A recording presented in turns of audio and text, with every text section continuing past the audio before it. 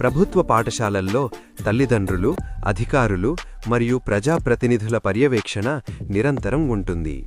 ప్రైవేట్లో ఇది నామమాత్రమే. స్థలం: ప్రభుత్వ పాఠశాలల్లో విశాలమైన తరగతి గదులు ఉంటాయి, కానీ ప్రైవేటు పాఠశాలల్లో తరచుగా ఇరుకైన గదుల్లోనే తరగతులు జరుగుతాయి. ఆట స్థలం: పిల్లల శారీరక ఎదుగుదలకు ప్రభుత్వ బడుల్లో విశాలమైన ఆట స్థలాలు ఉంటాయి. ప్రైవేట్లో ఇవి చాలా తక్కువ. వెంటిలేషన్: ప్రభుత్వ పాఠశాల భవనాలు మంచి గాలి, వెలుతురు వచ్చేలా ఉంటాయి. ప్రైవేటు గదుల్లో సరైన వెలుతురు ఉండదు.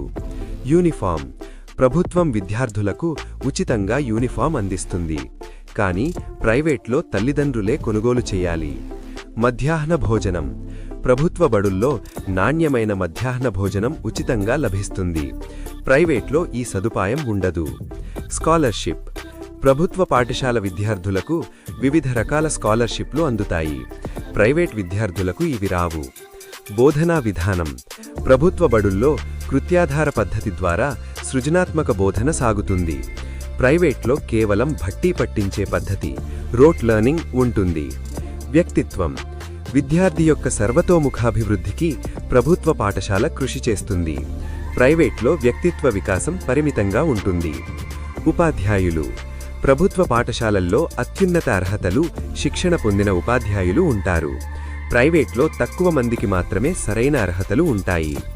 ఉద్దేశ్యం: ప్రభుత్వ లక్ష్యం సేవాభావంతో ఉచిత విద్యను అందించడం, కానీ ప్రైవేట్ సంస్థల ప్రధాన ఉద్దేశ్యం ధనార్జన మాత్రమే.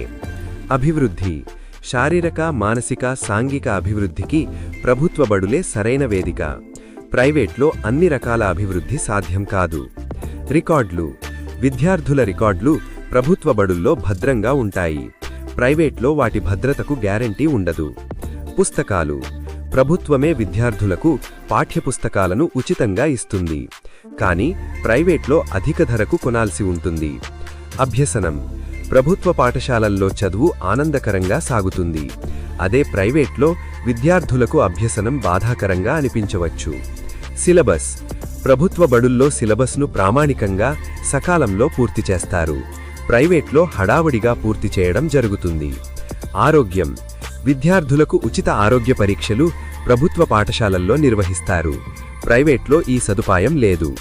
మానసిక ఒత్తిడి: ప్రభుత్వ బడుల్లో పిల్లలపై మానసిక ఒత్తిడి ఉండదు, కానీ ప్రైవేటు పాఠశాలల్లో నిరంతరం ఒత్తిడికి గురవుతుంటారు. జీవితం: ప్రభుత్వ బడిలో చదివిన విద్యార్థి ఏ పరిస్థితినైనా ధైర్యంగా ఎదుర్కొంటాడు. ప్రైవేటు విద్యార్థి చిన్న చిన్న సమస్యలకే కృంగిపోయే ప్రమాదముంది.